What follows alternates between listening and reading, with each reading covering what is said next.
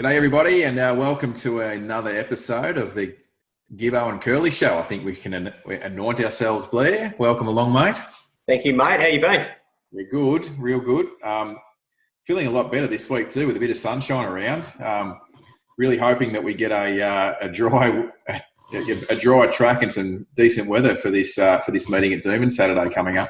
Yeah, we'll probably get into that in the review, but geez, they've been unfortunate. They had a couple of weeks off. It would have been great growing weather, and then the rain comes race day. Quite unbelievable. It was, and it certainly changes it just changes the way that you look at races, I suppose, as well, compared to doing a preview on the Thursday. Then you get to Saturday and the track changes. Certainly, with the rain, it does certainly help those that are on speed. It's just the nature of the beast, I suppose. Once it gets wet, sort of horses land in their position, and then they sort of can only go basically one speed all the way around, and where they lob is almost where they sort of finish. So yeah, it's the absolute worst case scenario, isn't it? Rain on the day. Rain leading up's never ideal, but rain on the day is just a whole different kettle of fish. Sure is, but I suppose we look back at a few results here and we go through last Saturday's meeting. I will just bring up some results here and we can work through these as we go through. Start off with race one. I suppose I should start with mine. I was pretty keen my Diamantine here, thinking that it would sort of lead or race on speed. Unfortunately, there wasn't really a lot of intent to lead. The lead was sort of there, and the jock sort of chose to restrain, and then the horse started over racing, and Jeff Floyd rolls to the front. And once again, he's very hard to get past when he does that.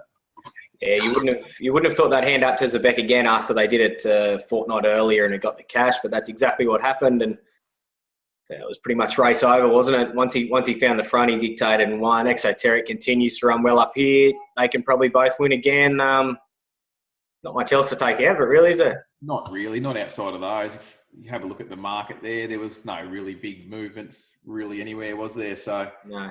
Bit of money for the third horse, Irish Optimism, again for 2 weeks in a row. But, once again, Jeff Floyd in front, he's just too good. Yeah. Race two. Look, I thought the way, with a bit of moisture still in the track, it was certainly cut up after race one. You could see that they went down the straight twice in the staying event. It looked to suit Yarra Power. And once again, the horse is just flying, this horse. Bounced on the bunny and too good. Yeah, it looked like a carbon copy, didn't it? It looked exactly the same as 3 or 4 weeks before, whenever it was. He went around, Jag drove him out, found the front. Similar to the first, it was all over.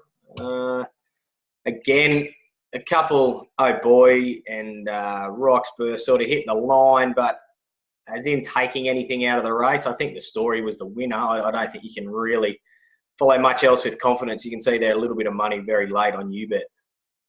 Yeah, a little bit of a dabble there. From about midday, it was $7.50 into $6. So I think once you sort of identified there that first race, you see that first race where being on speed seemed to be okay, and Yarra Power was that sort of horse that was identified sort of after race one, really, and late in the market that would be leading, and sure enough, got the money. Race three.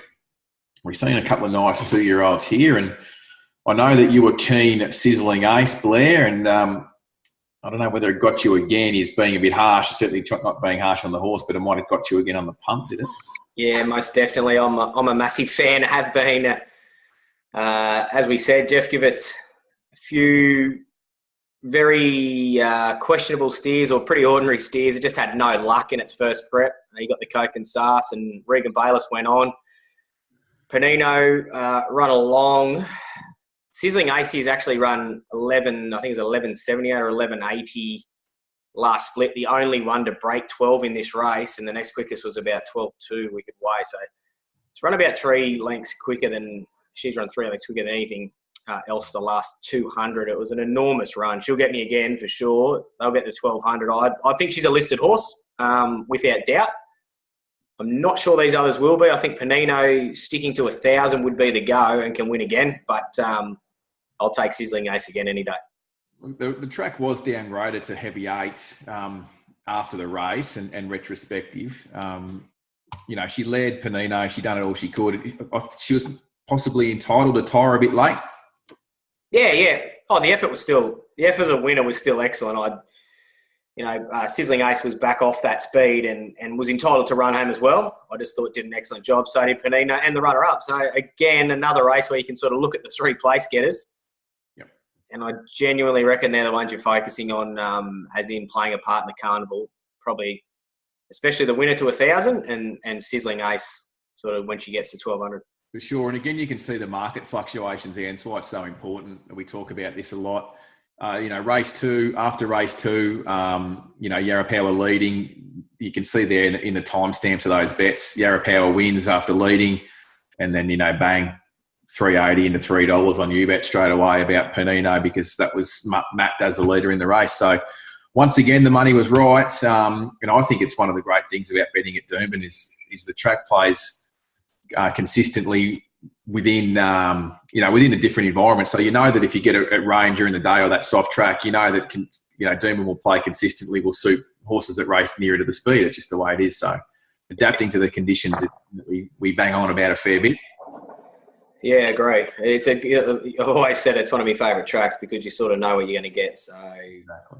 It's doing a good job too for the amount of rain and racing it's had. We're lucky to have it, I think.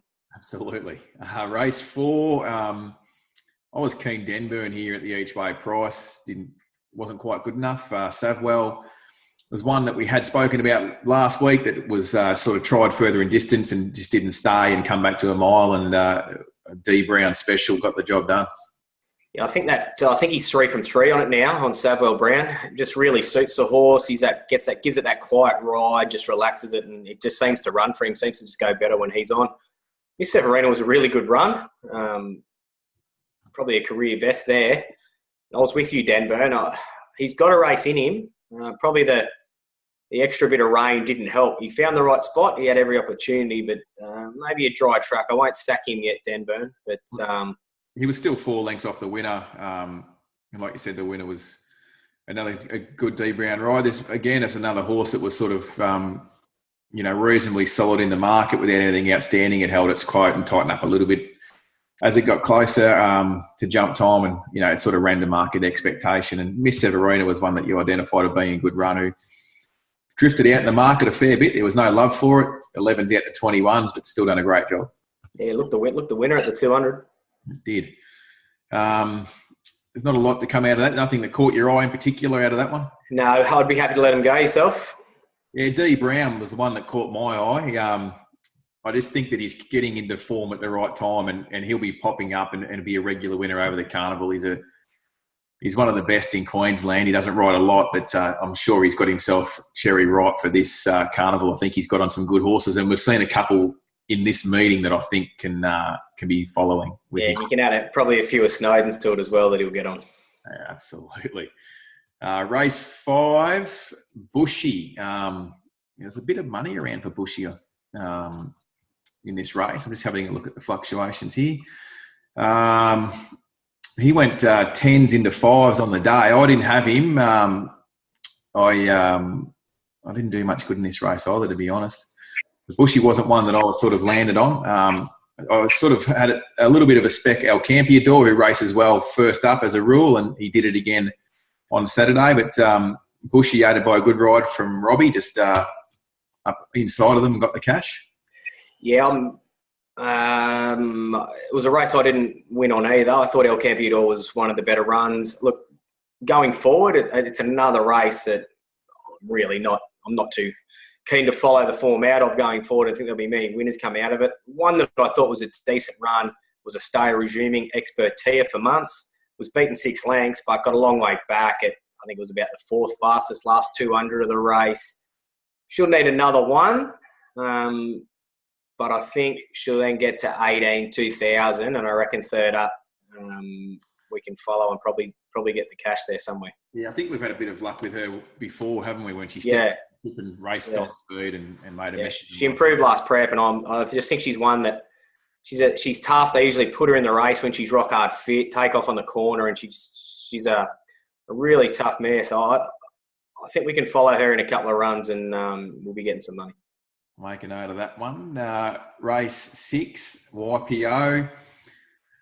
Look, we said on the preview about this race, it was sort of pretty excited to see a couple of nice horses here in YPO and Marble was another one that we identified. And YPO, while he wasn't loved in the market, you can see the volume on Betfair. There's 155,000 exchanged on this horse in particular, and he was $2 into $1.80 back out to $2.60 at the jump, but led and gapped them. Yeah, I think as we take those two out of it as well, YPO was outstanding. He's never great out of the gates. He does have to get ridden, but then when he gets there, he just relaxes. And I mean, he was way too good, but geez, the run of Marble was good. Another one, the only one in this race to break 12 for the last 200. Yep. Got back, never really seemed comfortable in the going, got checked on the corner, lost momentum, got going again and run that last 200. I reckon he's a ripper. And I reckon when you get to 1,200, he'll win a race. He'll win some type of black type race over the Carnival Marble. YPO up to 1,200 can continue to win, but they're definitely the two from this. The others might find a race, but I think they're the black type horses, and they'll win a good race. And Cass running second.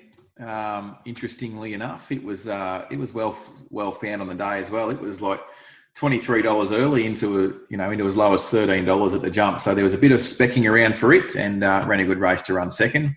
But I'm with you there. YPO and Marble are the two coming out of that for me, for sure. Race 7. Well, we've read a lot about this race for the unfortunate reasons around Amanat being declared a non-runner on the day after getting caught in the barriers. He still eventually got out of the gates and jumped and chased them up and wasn't beaten all that far for a horse that ripped some teeth out and fractured his jaw. It was unbelievably tough.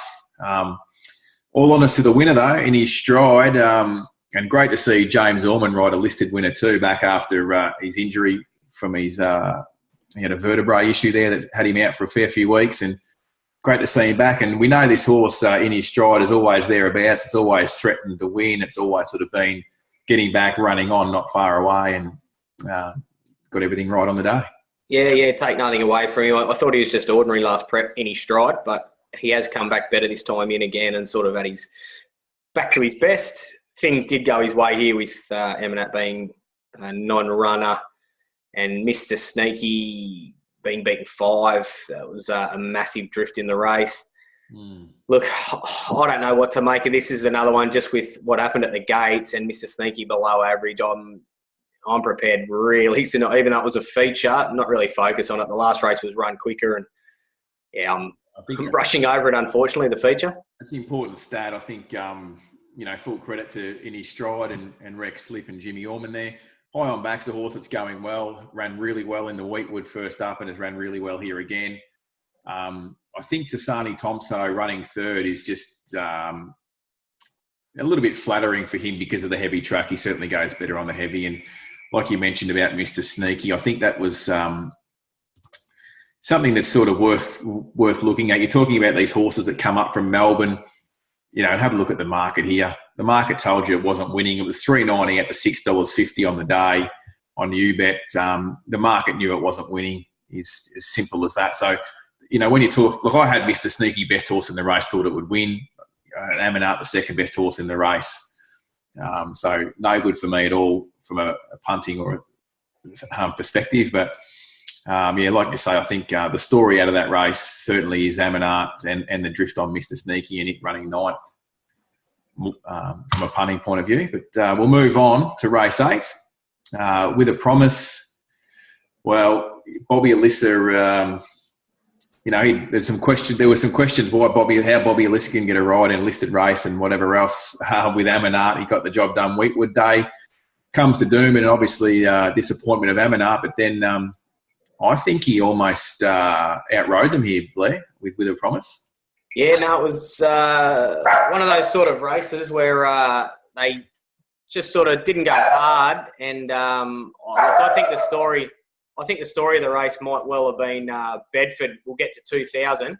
And I thought it finished really well. I think 2,000 written all over it. And I think that's the story of the race.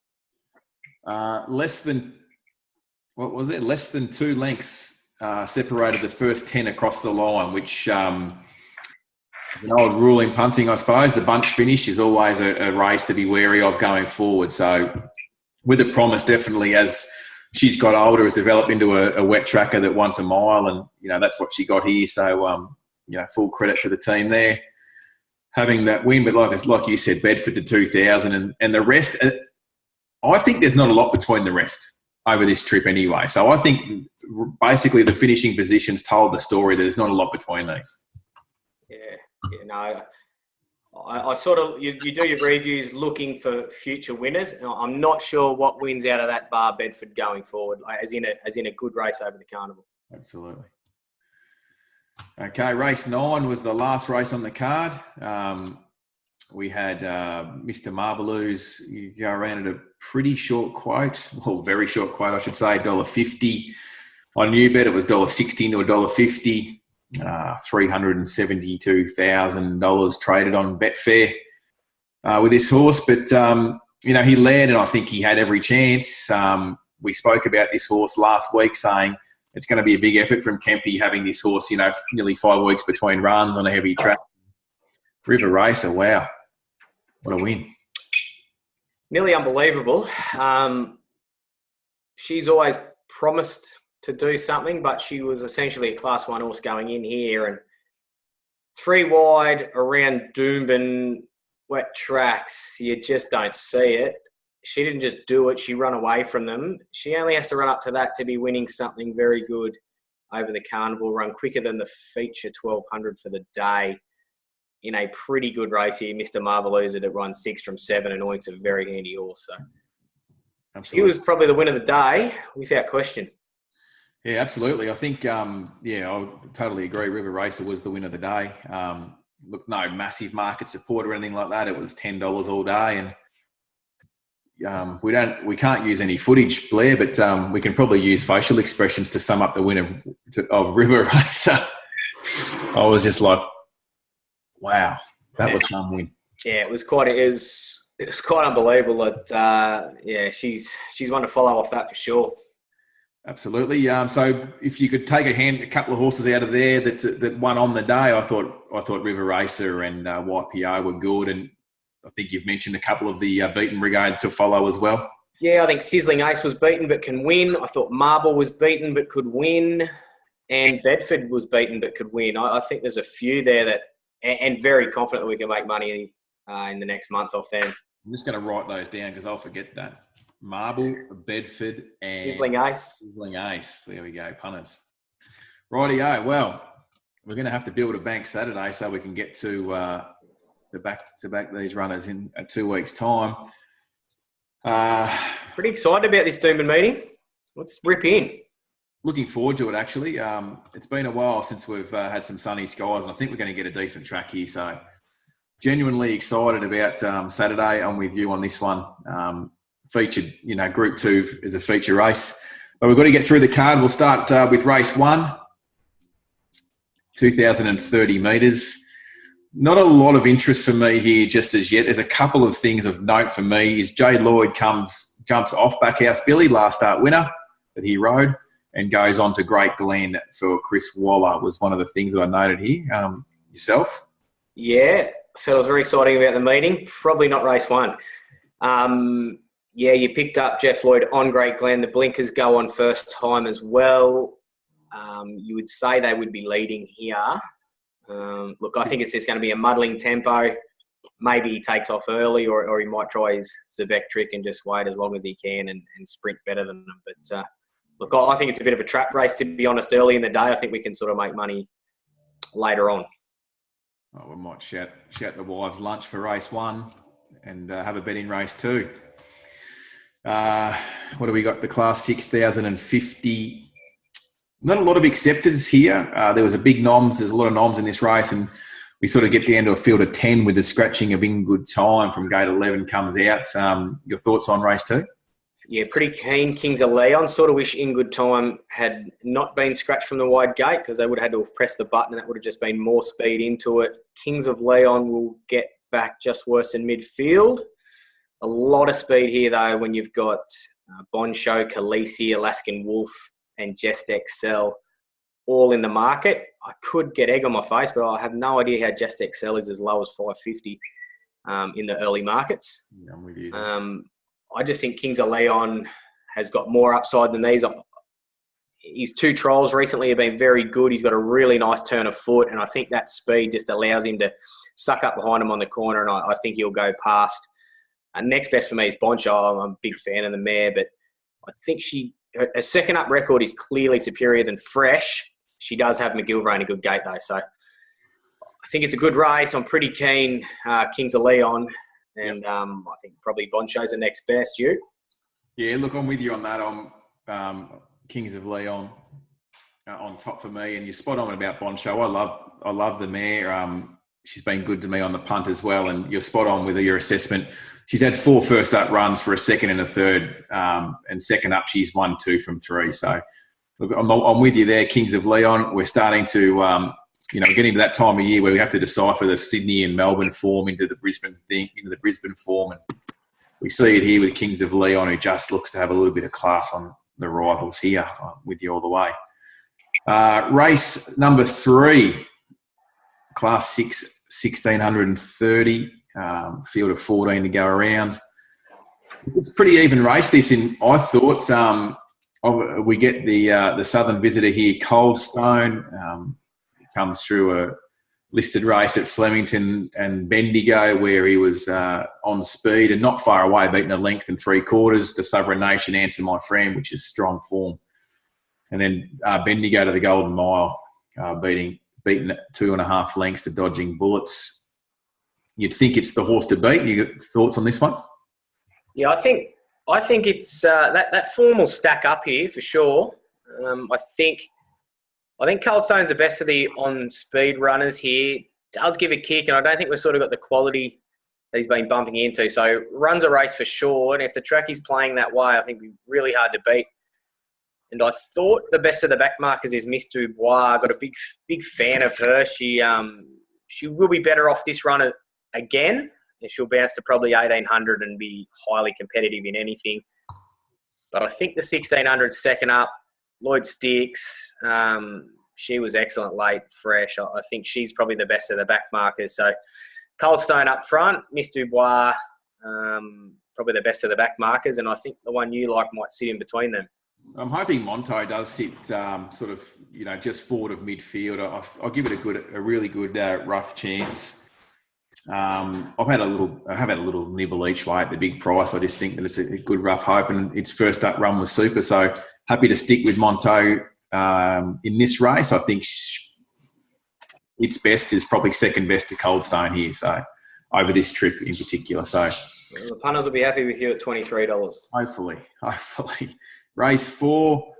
Look, it's a big field, race 4. It's the benchmark 75, 1200 full field, as you would imagine. I've sort of got this down to 3 winning chances, and of them, I thought Quick Catch was the one at the price.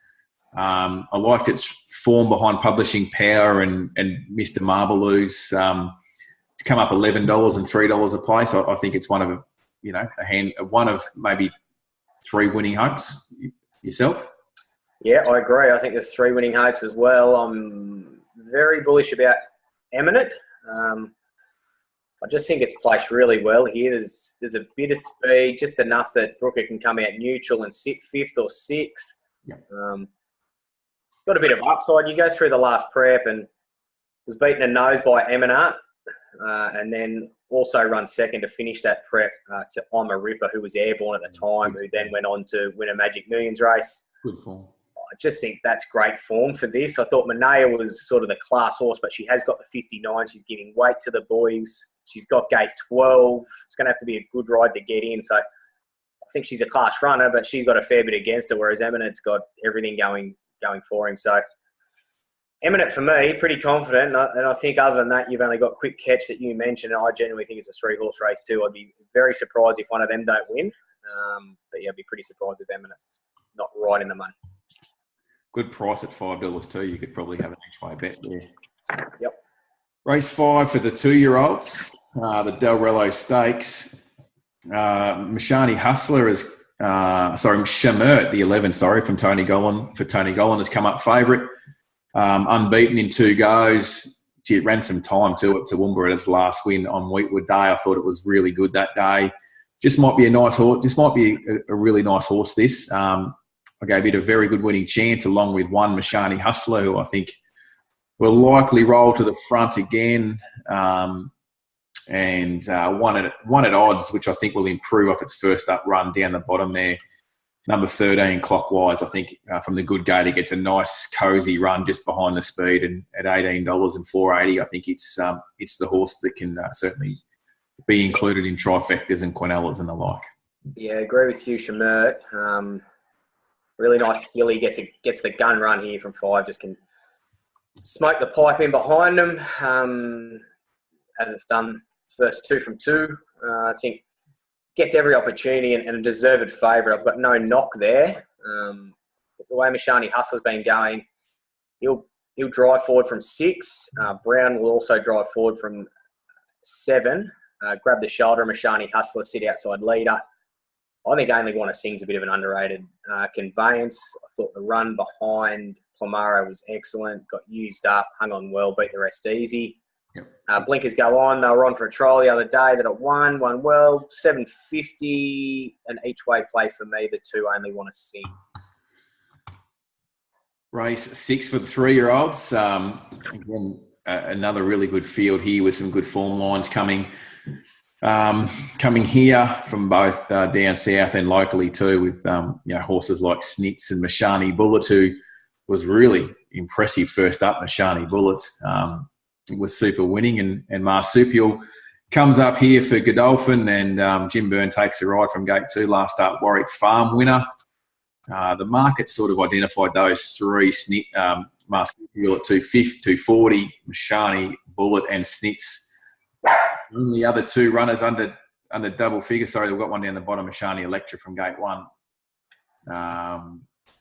He's $8.50. So the market sort of honed in on the top 3 in market order here. What were your thoughts on this one, Blair? Yeah, I think it's a bit of an ugly race, sort of the main lead-up race, if you want, for this, that Mashani Bullet won. There was a couple of horses in behind that had absolutely no luck. Mainly Cruise and Femme Fireball. Femme Fireball's a really nice horse, but Doomben isn't a track, and gate 17 just makes it incredibly hard for her. In this, Cruise gets the better gate. He had no luck at all, held up the 400, 200, run some good splits in between there. I think about $15 or something, Cruise. I can entertain that. No doubt, Marsupial with the gate. The one to beat just doesn't savage the line. He sort of hits the front, and he's never really put him away, but from the gate, he has to be the one to beat. But look, nice race. We could be here all day talking about it, but probably something Cruise at the price and Marsupial sort of to cover me bet for me. Yeah, look, I'm with Marsupial here. The gate is the thing that tipped me over the edge as far as putting it on top. It just gets the right run, doesn't it? And that'll be the difference here, Marsupial for me. Race 7, the Aquis Park Gold Bracelet, 1,600 metres for the 3-year-old fillies. We've seen a few of these at the Sunny Coast 2 weeks ago, and we get a couple of others that come here from down south. And one that I was particularly interested in here down the weights here, number 12, Play That Song for Michael Moroney. It's drawn gate 1. I'll just flick down so you can have a look through its form lines here. This brings a different form. Obviously, the Bendigo Ballarat runs in pretty strong company and stopped in Newcastle along the way to pick up a Class 1 1875 metres in record time, and come from well back on the field and rounded them up and won impressively. Straight into a listed race here in Brisbane. It was one that I thought was massive overs, certainly over the odds. Looking down here, it's at $19. I thought it was one that was over the odds. Your thoughts on this one? Yeah, hard to get stuck right into it this far out, but look, I'm with you. I actually thought there was 2 value plays in this that I'll be saying punters should be throwing in quaddies at the very least, and Play That Song was one. sort of probably 2,000 would be better. Back to the 1,600 may not be ideal, but from the gate can sit that bit closer. And just like the way she goes through the line, I think she's a nice horse. I'm with you. I think at $21, it's worth a play. And the other one was Impulsive, who I did like at the Sunshine Coast. Lloyd went to go forward, couldn't get in, went back, couldn't get in, went forward, couldn't get in, 4 wide the entire around that track. Probably been beaten less than 5. He's actually a fair run when you look at what she did. So I can't jump off the fact that I liked her last time and she had no luck. So I think both of those at $21 are worth a play. In a really sort of open race, you probably have to dissect it a bit closer to the day, but I think those two should go in quarters. Yeah, don't disagree at all with those two. Look, I've got a question mark on Torville from 20. It's had, somewhat of what could be looked at as a few grand finals already. It's ran in the surround. It ran second, and then it stepped up to the mile. Group 3 ran second to Lover, like really good form. Obviously, it looked to me as if that maybe the Vinery at Group 1 level was his grand final, and then he's come back, dropped back. I agree. I think back to a 1,400, and now he's stepping back to the mile. Like, it's hard enough to do that with fillies. Certainly got the class. There's no question on that. Yeah, I think she's probably got a couple of lengths on him, all things being equal, and everyone ready to go. But like you said, she's sort of had that grand final. They're coming back up. She's got gate 20. She's going to have to probably have a couple of lengths on them to be competitive. So, look, she can win it, no doubt in the world. But at the price, I think there's a bit of value in the race. I'm not taking the price. 6th running from a spell, 3-year-old filly. It'd be a massive effort from Clary Connors to have it up and win. Yep. We go to race 8, the Group 2 Victory Stakes, and we see the return to Brisbane of last year's Stradbroke winner, Impending. Have a look at some prices here. They certainly haven't missed Impending, marking him $1.80.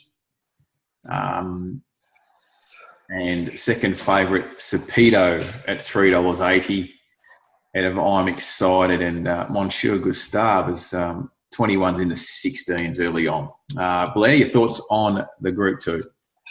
I think it's a great race sort of going forward, but more so to see how Impending comes back. Personally, I won't take the $1.80, but I think he'll be winning. Jungle Edge will lead with Monsieur Gustave, unless they really want to go crazy on Monsieur Gustave. No need to be a silly pace here unless for some reason they get in a battle, lead at all costs. But look, Impending and most important, even Chaputo can be the next ones in the running line. And look, I think he wins. I think the trials have been okay, been pretty good. But it's just a race I'll probably look at with an eye to the future more so than leading up Saturday. I think Impending is a real catalyst for every form analyst. Talking about the Brisbane Carnival, year in, year out, you hear the Melbourne and Sydney form analysts say that the Brisbane Carnival's inferior and whatever else. So I think Impending is really a testament to the strength of the Carnival. Look, it come here, it's first run in Queensland last prep in the Kingsford Smith. It was $14. It was on a heavy track at Eagle Farm. It got beat 8 lengths. Went to the Stradbroke a $20 chance. It was given none, basically, by the market. Won well that day. And people say, the Brisbane Carnival doesn't stack up. The horse goes back and runs second in her time, with a huge run coming from well back, and then third to Red Zell and Terra Vista in the Darley. It's bounced off that Brisbane Carnival, coming here and winning a Group 1 at 20-1, and running really good races behind the best sprinters that we have at Group 1 level. So he's sort of proven himself. He's come through the grades and proven itself to be a top level competitor at that Group 1 level. Probably the best horse in the race. I think it wins, and I think the other winning chance is Cepedo. He's probably a length or two off the best of them in Victoria. You can see his form behind Russian Revolution, Redcoat Warrior, and Hellbent. He's a length or two behind them, which is certainly good enough to be winning here. And I can see Jeff Lloyd having Cepedo curled up in the running line, 4th or 5th, and trying to chase them down. Start the upsy downsies, and here he comes. He'll be bouncing his way into first or second anyway. I've got no doubt about that. The last race on the card. This is a really good race for the three. Best race of the day. Best race of the day. The best form will come out of this race, and there'll be multiple winners come out of it, I have no doubt. There is probably 3 or 4 horses here that I like, that I'm really keen to look at to go around in Queensland. I think that the form that comes up from the south is better. We've got Hang and Symphonic Dancer, probably fair to say, leading the way in the 3-year-old ranks at this stage at this trip. And then you've got horses like Villamont for Kieran Maher, California Turbo for the Snowden Camp. And I should have got you to pronounce the 13 horse there. No, I was just looking at it, trying to work it out. Omanika and Dark Dream come up here with that southern form. Throw Tavistock Abbey into the mix from the Freedman Camp, and you've got a cracking 3-year-old mile race. Yeah, really good race. You can look at it plenty of ways. Villamont looks, at initial look, the class. He's been good, just behind some good horses. The last start was in the Carbine, the Group 3, behind Marraquib. Look, that's good form. The Gento before that, 3 lengths off him. He's a genuinely good horse who won the Sandown Guineas in good style. He's going to be very hard to beat. I think California Turbo's one right on the way up. Maybe 1,400 might be more his go, but I think he's a genuinely good horse. Yep. Dark Dream's the one early on that I think I'll be backing. I just love the way he savages a line every time he goes around, and he would have had California Turbo in one more stride. From gate 1, just can hopefully sit midfield. He can have a bit of a flat spot, but he's the one that interests me the most at the moment. And the one going forward, I think, that'll get out in trip is Ominika. The win last time at Warwick Farm, yes, it was a maiden, but gee, it was arrogant, and it was the win of a nice horse. So a win wouldn't surprise with it. But I think when you get to 2,000, you're going to see a serious horse. Had a look at the prices for the race. Any early plays there in race 9 for you? Probably not an early play. I like Dark Dream. I can't see it being smashed in the market at all. But maybe the 13 with Lloyd. Yes, it's a bad gate. Might get back, but $13 is probably good. About one that might go on and win some nice races later in the carnival. So. Look, I don't know, but they're the ones that interest me. Have you got a thought? Yeah, no, I haven't had a bet in the races yet. I had one further question for you for the Queenslanders. Hang or Symphonic Dancer, who's first past the post out of those two for the locals? Oh, geez. Hang's win was enormous at Toowoomba. Better horse on the day. I just think Symphonic Dancer didn't get everything go his way. He's a horse that needs to really wind up, and sort of under a throttle hold to the 200. It was all, he lost momentum. It was all over. He did. Gun to me head, I'd say Symphonic Dancer, maybe a long neck to Hang, but they might be 5th and 6th. Yeah, I'm with you there. There's not much between them. Symphonic Dancer obviously didn't get a crack at them in the Toowoomba Guineas, and Matt McGilvray sticks here, and I think he won't be making the same mistake. He'll be off and running and putting himself in the race, and I'm with you. I think they finished close together and just behind. Yeah, they can go into first 4s. That wouldn't surprise. So overall, the play that I'm happy to have I've had a little play Monto at the big price in race 3 for me. I think it's one of those that was an eye catcher first up without being a massive bright flashing light, and I think it's extremely suitable to the 16:30 second up. And at this stage, that's my early play. What about yourself? Have you got something for us? Hunters will be screaming for you if that gets up. That'll be sensational. Monto. Look, I like a few. I'm pretty keen on the day. I reckon we can make money. Race 2, number 3, Kings of Leon. Already a little bit of support there at around, 375 U-bet. In from 4. I think we can go race 4, number 7, Eminent, around the $7. I think they're probably the best 2. I might have something I only want to sing each way, but I think races 2 and 4 is where we can make sure we're in front for the day. Excellent. Well, we've got some good prices there. $5 about those couple, or $4 and $5 around about that price for those couple, and Monto at $20 odd would be a good result early in the day. And as we said, those races that back end the program here are just you know, they're really going to be a great pointer going forward in the carnival, and it's just great to have these good horses up here, and we look forward to a great day at Doomben. Yeah, for sure. Everyone get out to the BRC if you can. Be a great day's racing out at Doomben. We're going to try and get up there over the carnival, I know, Shane. And keep an eye out for this. Share it with your mates. We'll be doing this over the carnival, keeping you up to date, hopefully finding plenty of winners. So, yeah, make sure you share it around. All right, mate. Well, thank you. And we look forward to catching up again on Saturday, and we'll head off for a great day of the races. Talk soon. So, see you, mate.